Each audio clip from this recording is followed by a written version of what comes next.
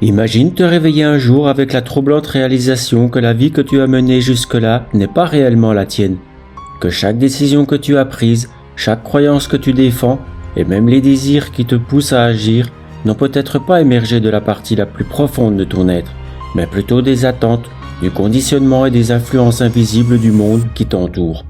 Réfléchis-y un instant. Quelle part de ton identité reflète ton véritable toi? Et quelle part n'est qu'un masque soigneusement construit, façonné par des pressions extérieures? Combien de fois as-tu eu l'impression de jouer un rôle, de vivre selon un script écrit par la société, ton éducation, ou par les peurs qui murmurent dans l'ombre de ton esprit? Le samouraï, lui, se devait d'examiner chaque geste, chaque pensée avec honnêteté, non pour plaire, mais pour rester fidèle à la voix du sabre, le dos, sa propre voix. Il ne vivait pas pour se conformer, mais pour s'aligner à l'essence de ce qu'il était. Et toi, vis-tu selon ta propre lame intérieure, ou bien selon le fourreau que le monde t'a imposé? Aujourd'hui, nous entreprenons une exploration d'une des idées les plus profondes de Carl Jung, celle selon laquelle la vie ne commence véritablement qu'au moment où tu te trouves toi-même. Mais que signifie réellement se trouver? Est-ce simplement acquérir de la conscience de soi, ou y a-t-il un processus plus profond, plus transformateur en jeu? Reste avec moi, car en dévoilant les forces cachées qui façonnent ton identité, tu comprendras pourquoi la plupart des gens ne se trouvent jamais vraiment, et comment toi, tu peux t'en libérer. La dernière révélation que nous aborderons est la plus puissante de toutes. Elle a le pouvoir de bouleverser non seulement la façon dont tu te vois, mais aussi la manière d'agir avec le monde. Carl Jung fut un pionnier de la psychologie des profondeurs, un penseur qui a dépassé les théories traditionnelles de l'esprit pour explorer les vastes royaumes cachés de l'inconscient. Contrairement à de nombreux psychologues de son époque, Jung ne pensait pas que le bien-être mental consistait simplement à s'adapter aux normes sociales. Il voyait la croyance psychologique comme un voyage vers l'individuation, le processus qui mène à devenir soi-même de manière authentique. Mais voilà la réalité. La plupart des gens ne font jamais ce voyage. Ils restent piégés dans une version d'eux-mêmes façonnée par l'extérieur. Ils vivent selon des attentes sans jamais questionner si cette vie est réellement alignée avec qui ils sont. Ils cherchent la validation du monde, croyant que le bonheur se trouve dans l'approbation, le succès ou l'intégration sociale. Et pourtant, au fond d'eux, un malaise silencieux persiste, une sensation irrépressible que quelque chose manque. Jung croyait que la véritable vie commence lorsque l'on cesse de fuir ce que l'on est. Mais avant de comprendre ce que signifie réellement se trouver, il nous faut comprendre ce qui empêche la majorité des gens d'y parvenir. Dès notre naissance, nous sommes conditionnés. On nous donne un nom, une identité, des rôles prédéfinis. On nous enseigne ce qui est acceptable et ce qui ne l'est pas, ce qui est récompensé et ce qui est puni. Ce processus est si subtil, si progressif qu'on le remet rarement en question. On s'adapte, on se conforme. Et puis petit à petit, on apprend à réprimer les parties de nous-mêmes qui ne cadrent pas avec les attentes.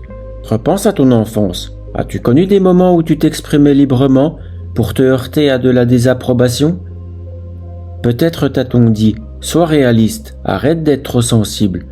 Tu ne peux pas dire ou ressentir ça. » Alors tu as appris à dissimuler ces parties de toi, à les enfouir là où personne ne les verrait. Et ce faisant, tu as accepté à construire un masque. Jung appelait ça la persona. La persona est le visage que nous montrons au monde. Elle nous permet de fonctionner dans la société, de gérer les relations, de gagner de l'acceptation. Mais voilà le problème. Plus nous nous identifions à ce masque, plus nous nous éloignons de ce que nous sommes vraiment. Nous finissons par croire que nous sommes la persona, oubliant qu'en dessous, il y a autre chose. Et il y a l'autre face de la pièce, l'ombre. Si la persona est ce que nous montrons au monde, l'ombre est ce que nous lui cachons. Elle contient tout ce que nous avons rejeté ou réprimé, nos peurs, nos désirs inavoués, notre vulnérabilité, et même nos forces cachées. Et c'est là que cela devient encore plus profond. L'ombre ne disparaît pas. Elle ne s'évanouit pas simplement parce que l'on refuse de la regarder. Elle agit en silence sous la surface, influençant nos pensées, nos comportements, nos réactions émotionnelles. Les parties de nous-mêmes que nous rejetons ne s'effacent pas. Elles se manifestent de façon inconsciente, souvent sous forme de projection.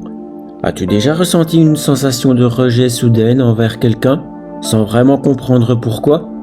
As-tu déjà été profondément agacé par des comportements chez les autres qui déclenchent une réaction émotionnelle disproportionnée? Jung pensait que ce qui nous dérange chez les autres existe souvent en nous-mêmes. Ces réactions sont des reflets de notre propre ombre. Le sabre du guerrier n'est jamais tourné uniquement vers l'extérieur. Il sait que la plus grande des batailles se joue en lui-même. Le vrai combat n'est pas contre les ennemis visibles, mais contre ses propres illusions.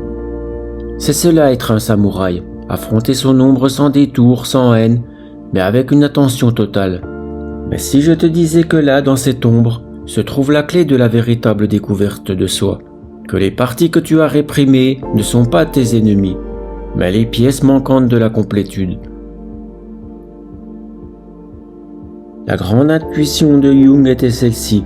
La croyance psychologique ne consiste pas à éliminer l'ombre, mais à l'intégrer.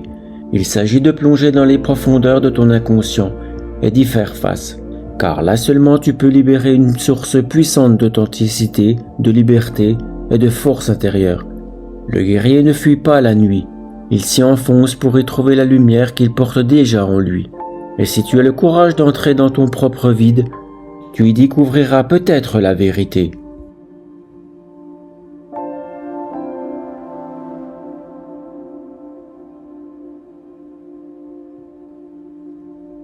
C'est ici que le véritable voyage commence. Es-tu prêt à affronter la vérité sur qui tu es vraiment, à briser les illusions qui t'ont façonné jusqu'ici? Car ce qui va suivre remettra en question tout ce que tu crois savoir sur toi et ouvrira la porte à une vie qui t'appartient pleinement. La plupart des gens traversent l'existence en croyant déjà savoir qui ils sont. Ils se définissent par leur nom, leur métier, leur culture, leur expérience passée. Mais si je te disais que ton identité est bien plus complexe que tu ne l'imagines, que le moi auquel tu t'identifies n'est qu'une couche superficielle, une fraction d'une réalité intérieure bien plus profonde, bien plus vaste, car Jung pensait qu'en chaque être humain réside un monde caché, un paysage intérieur immense, complexe, constitué de souvenirs oubliés, d'émotions refoulées, de désirs non reconnus, et d'un potentiel inexploité. Et la clé pour réellement se trouver n'est pas de construire une nouvelle identité, mais de déterrer ce qui a été enfoui en nous depuis si longtemps. Prends un instant pour réfléchir. As-tu déjà ressenti un manque profond, une sorte d'appel intérieur difficile à définir, comme si une version plus grande de toi-même attendait de naître? Ce n'est pas une illusion, c'est la voix de ton inconscient qui t'invite à t'élever. Jung appelait ce processus l'individuation. Il croyait que l'accomplissement personnel ne vient pas de l'adaptation aux attentes extérieures, mais de l'intégration de toutes les parts de soi, le bon, le mauvais, la lumière comme l'ombre. Mais pour les intégrer, il faut d'abord les affronter, et c'est là que la plupart des gens s'arrêtent. Pourquoi ? Parce qu'affronter son propre reflet intérieur est inconfortable. Cela demande de regarder en face des aspects de soi qu'on préfère ignorer, de remettre en question des croyances ancrées, de confronter les peurs et les conflits internes qui ont façonné notre vie. Pense-y, combien de fois évitons-nous le silence? Combien de fois fuyons-nous dans le travail, les réseaux sociaux, le divertissement, tout ce qui nous empêche d'être seuls avec nos pensées? Cette distraction permanente n'est pas anodine. C'est une stratégie d'évitement, une façon d'échapper aux questions profondes qui nous attendent dans le silence. Mais ces parties cachées de nous ne disparaissent pas pour autant. Elles se manifestent en silence, sous forme d'anxiété, d'autosabotage, de relations insatisfaisantes ou d'un sentiment persistant d'être perdu. Jung croyait que notre inconscient nous parle sans cesse, mais que nous avons appris à ignorer ces messages. Or, dès qu'on commence à l'écouter, on commence à voir les schémas. On réalise comment nos blessures les plus anciennes influencent nos choix, comment nos désirs refoulés dictent nos comportements, et comment ce que nous craignons le plus contient souvent nos plus grandes leçons. Prenons un exemple simple mais puissant, la peur du rejet. Beaucoup vivent dans la crainte d'être jugés ou abandonnés. Ils recherchent l'approbation, évitent le conflit, taisent leur vérité pour préserver une illusion d'harmonie. Mais d'où vient vraiment cette peur? Est-ce réellement à cause du regard des autres, ou cela remonte-t-il à une blessure plus ancienne? Un moment d'enfance où ils se sont sentis invisibles, indignes d'amour. Jung disait que cette peur n'est pas simplement une émotion, c'est un fragment de l'ombre, une part de soi jamais pleinement reconnue. Et tant qu'elle reste dans l'ombre, elle continue à diriger notre vie dans le silence. Mais voici ce qui est extraordinaire. Lorsqu'on ose faire face à ces parts cachées de soi, elles perdent leur emprise. Imagine un instant ce que ce serait de vivre sans la peur du jugement, de pouvoir exprimer la vérité sans trembler, de faire des choix non pas en fonction de ce que les autres attendent, mais en fonction de ce qui résonne profondément en toi. C'est cela le véritable pouvoir de l'individuation. Ce n'est pas devenir quelqu'un d'autre, c'est redevenir pleinement toi-même. Et comment commence-t-on ce voyage ? Comment mettre en lumière les forces inconscientes qui guident nos pas ? Jung croyait que les symboles, les rêves et l'introspection sont des clés. Il voyait les rêves comme des messages venus du soi profond, des révélations sur notre psyché. Il soulignait aussi l'importance de l'expression créative, art, écriture, musique, etc. Autant de passerelles vers l'inconscient. Mais peut-être que le pas le plus fondamental est celui-ci, la conscience. C'est-à-dire enfin prendre conscience de tout cela. Le simple fait de commencer à remettre en question tes pensées, tes réactions, tes croyances les plus profondes, c'est déjà un premier pas vers la transformation. Le jour où tu cesses de fuir l'inconfort et que tu choisis de l'affronter avec curiosité, tu redeviens maître de ton chemin. Et c'est ici que la voix du samouraï entre en résonance avec ce voyage intérieur. Dans le Bushido, le code d'honneur du samouraï, le courage ne signifie pas l'absence de peur, mais la capacité à la regarder en face, à l'embrasser et à agir malgré elle. Le sabre du samouraï ne servait pas seulement à vaincre des ennemis extérieurs, il symbolisait surtout la coupe nette dans l'illusion, dans le mensonge, dans ce qui nous détourne de l'essentiel. Chaque combat intérieur est une lame à double tranchant. Soit tu t'en sers pour te libérer, soit tu te blesses en refusant de regarder la vérité. Le samouraï ne cherche pas l'approbation, il cherche l'alignement.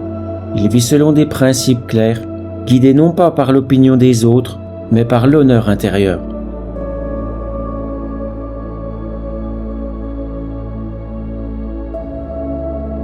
De la même manière, l'individuation ne t'appelle pas à plaire, elle t'appelle à te révéler, à marcher ton propre chemin, même s'il est solitaire, même s'il fait peur. Car la vérité, c'est que la plupart des gens vivent toute leur vie en étrangers à eux-mêmes. Ils marchent sur les sentiers qu'on a tracés pour eux, sans jamais comprendre qu'ils peuvent choisir un autre chemin. Ils répriment leur vraie nature, sans jamais réaliser que leur plus grande force réside dans l'acceptation totale de qui ils sont, ombre et lumière comprises. Si tu es prêt à entreprendre ce chemin, ce n'est pas un confort que tu trouveras, mais une liberté d'un ordre nouveau. Celle de ne plus porter de masque, celle d'agir avec clarté, celle de vivre comme un sabre tiré du fourreau, net, vrai et inébranlable. Voilà le véritable début. Es-tu prêt ? Mais tu n'es pas obligé de faire partie de ces gens. Tu as le pouvoir de briser les illusions qui t'ont retenu, de te libérer des couches de conditionnement et de peur qui t'ont empêché de vivre pleinement. Tu peux faire un pas en avant, dans la plénitude de ce que tu es vraiment, sans crainte et sans avoir à t'excuser d'exister. Et dans la prochaine partie, nous allons explorer quelque chose d'encore plus profond, les archétypes cachés en toi, ces structures anciennes enfouies au cœur de ton psychisme, qui défient les apparences et détiennent la clé de ton plus grand potentiel. Ce que tu es sur le point de découvrir pourrait bien changer à jamais la façon dont tu te perçois. Si le voyage vers soi-même se résumait à une simple décision, tout le monde vivrait déjà en parfaite harmonie avec sa vraie nature. Mais comme nous l'avons vu, le processus est bien plus complexe. Il ne s'agit pas simplement de choisir qui l'on veut être, mais de déterrer les forces invisibles qui nous ont façonnés, et de faire face aux parties de nous-mêmes que nous avons rejetées, et de les intégrer dans une identité authentique et unifiée. Mais alors posons-nous cette question. Pourquoi sommes-nous attirés par certains comportements, certains désirs, certaines peurs ? Pourquoi répétons-nous les mêmes erreurs, les mêmes schémas, même lorsque nous tentons de changer ? La réponse de Carl Jung fut révolutionnaire. Il croyait qu'en chaque être humain existaient des motifs universels, des structures psychiques profondément enracinées qui influencent nos pensées, nos émotions et nos comportements, de manière souvent inconsciente. Il appelait ces motifs les archétypes. Jung affirmait que les archétypes sont des images collectives anciennes, stockées dans ce qu'il nommait l'inconscient collectif, un niveau de l'âme partagé par toute l'humanité, hérité des expériences de nos ancêtres. Ces formes d'archétypes façonnent notre identité personnelle, nos relations et même la manière dont nous percevons le monde. Réfléchis au récit que l'humanité a raconté depuis des millénaires. Le voyage du héros, le sage mentor, l'ombre menaçante, la mère nourricière, l'enfant innocent. Ces figures ne sont pas que des personnages de fiction. Elles représentent des forces psychiques bien réelles qui vivent en chacun de nous. Et qu'on en soit conscient ou non, ces archétypes influencent constamment notre vie. Prenons par exemple l'archétype du héros. C'est cette part en toi qui aspire à un but plus grand, qui ressent un appel vers l'élévation, qui cherche à surmonter les obstacles, à se renforcer, à devenir une version plus accomplie de toi-même. Mais cet archétype ne peut exister sans son opposé, l'ombre. L'ombre, comme nous l'avons vu, représente les aspects refoulés cachés de toi-même. Tes peurs, tes blessures, tes faiblesses, tes défauts, mais aussi ton potentiel encore inexploité. Dans les mythes ancestraux, le héros doit toujours affronter l'ombre, incarné par un monstre, un ennemi ou une épreuve colossale, avant de pouvoir véritablement évoluer. Appliquons cela à ta propre vie. As-tu déjà ressenti cet instant où tu savais que tu devais changer, mais où quelque chose en toi résistait? Un moment où tu pouvais t'élever et devenir plus grand, mais où la peur, le doute ou l'autosabotage t'ont retenu? C'est la lutte entre le héros et l'ombre en toi.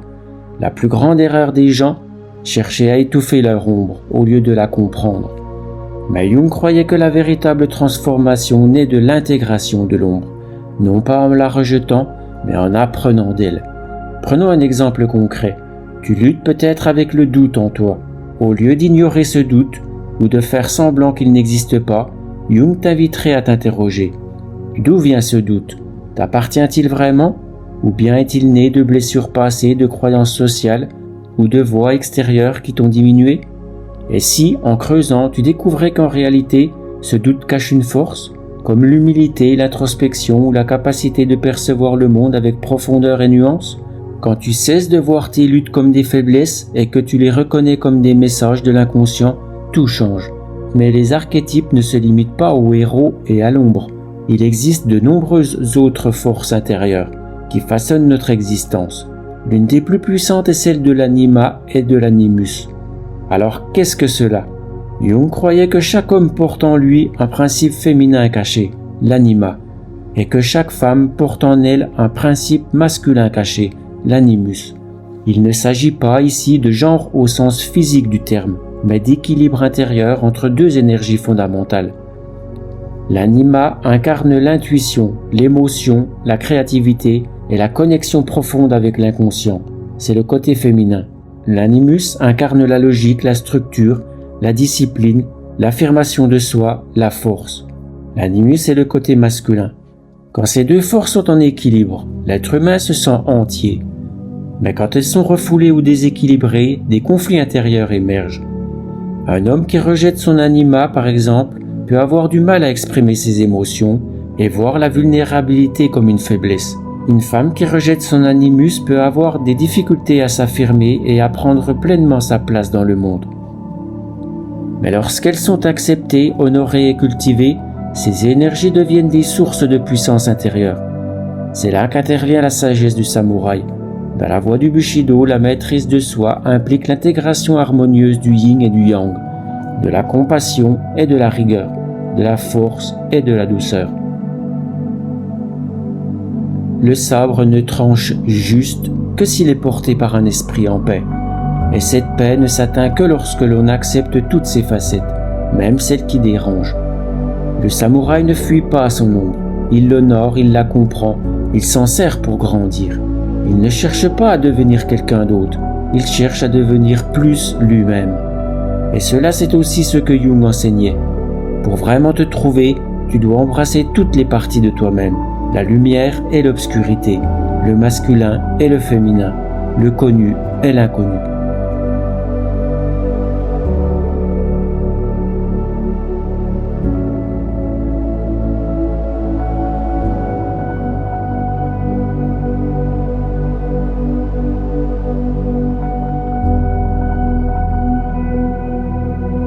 L'individuation n'est pas le fait de devenir quelqu'un d'autre, un caïd, un bad boy, un je ne sais quoi que les gourous de la Red Pill t'enseignent à devenir. Mais c'est le fait de devenir entier, un toi véritable. Il reste une dernière pièce à ce puzzle, une dernière révélation qui lie tout ensemble, et c'est peut-être la plus puissante de toutes, car le plus grand obstacle à la découverte de soi n'est pas simplement la peur, le doute de soi ou le conditionnement extérieur. C'est quelque chose de bien plus profond, quelque chose de dissimulé dans les fondations même de notre perception de la réalité. Et dans la prochaine partie, nous allons la dévoiler. Ce que tu t'apprêtes à entendre remettra en question tout ce que tu pensais savoir sur toi-même, et cela pourrait bien transformer ta vie à jamais. Au fil de ce voyage, nous avons exploré les forces cachées qui façonnent ton identité, les masques que tu portes, l'ombre que tu réprimes, les archétypes qui influencent tes pensées et tes comportements. Mais maintenant, il nous faut affronter la plus grande des illusions, l'illusion du soi. La plupart des gens traversent la vie en supposant que leur identité est fixe, qu'ils sont un moi unique et immuable, qui se déplace à travers le temps, façonné par des souvenirs et des expériences. Mais Carl Jung, ainsi que de nombreux philosophes et maîtres spirituels, dont les anciens samouraïs, ont compris une vérité radicale. Le soi n'est pas une entité figée, il est fluide, changeant et infiniment plus vaste que ce que l'on nous a appris à croire. Et si la version de toi à laquelle tu t'identifies aujourd'hui n'était qu'un fragment de quelque chose de bien plus grand? Et si la personne que tu crois être n'était qu'une expression momentanée d'une conscience illimitée, en perpétuelle évolution à travers les générations, les expériences et la sagesse transmises par tes ancêtres? Jung a exploré cette idée à travers le concept du soi, non pas le petit moi dominé par l'ego, attaché aux étiquettes, aux peurs et aux limites, mais le soi véritable, la totalité de ce que tu es, au-delà des illusions de l'identité. Cette réalisation est à la fois libératrice et terrifiante, car elle signifie que tout ce que tu as cru être, toutes tes peurs, tes limites, tes histoires que tu te racontes, n'est pas toute la vérité. Ce ne sont que des constructions mentales, des structures temporaires, des vêtements psychiques que tu as confondus avec ta peau. Et voici peut-être la vérité la plus puissante de toutes. Tu n'es pas un être isolé, avançant seul à travers la vie. Tu es un champ de conscience vaste, interconnecté, portant en toi la sagesse des générations passées, la profondeur de l'inconscient et un potentiel de transformation qui dépasse l'imagination. Les anciens samouraïs le savaient, ils ne cherchaient pas à trouver un moi, mais à se dépouiller de tout ce qui n'était pas eux, jusqu'à atteindre cet état de vacuité féconde qu'ils appelaient muga, l'absence de soi. Car dans cette vacuité, tout devient possible, toute évolution devient accessible. Mais si cela est vrai, pourquoi alors nous sentons-nous si limités? Pourquoi souffrons-nous? Pourquoi doutons-nous? Pourquoi avons-nous peur? La réponse réside dans l'ego. L'ego n'est pas un ennemi. Il est simplement la partie de ton esprit qui crée une illusion de séparation. C'est la voix qui dit « Voici qui je suis, et voici ce que je ne suis pas ». Il dresse des murs, il définit des frontières, il te maintient prisonnier de schémas familiers. Mais bien qu'il remplisse une fonction, l'ego est aussi le plus grand obstacle à la découverte de soi, car la vérité c'est que tu n'es pas limité à une seule identité. Tu es un être en perpétuelle évolution. Et au moment même où tu cesses de t'accrocher à l'idée de ce que tu crois être, tu ouvres la porte à l'infini des possibles. Mais alors comment faire? Comment dépasser l'illusion du moi et entrer pleinement dans la vastitude de ton être? Jung offrait un chemin que les samouraïs eux-mêmes ont emprunté dans leur quête de Kensho, la vision directe de la vraie nature. Embrasse l'inconnu. La plupart des gens fuient l'inconnu car il incarne l'incertitude. Mais c'est dans l'inconnu que réside la transformation.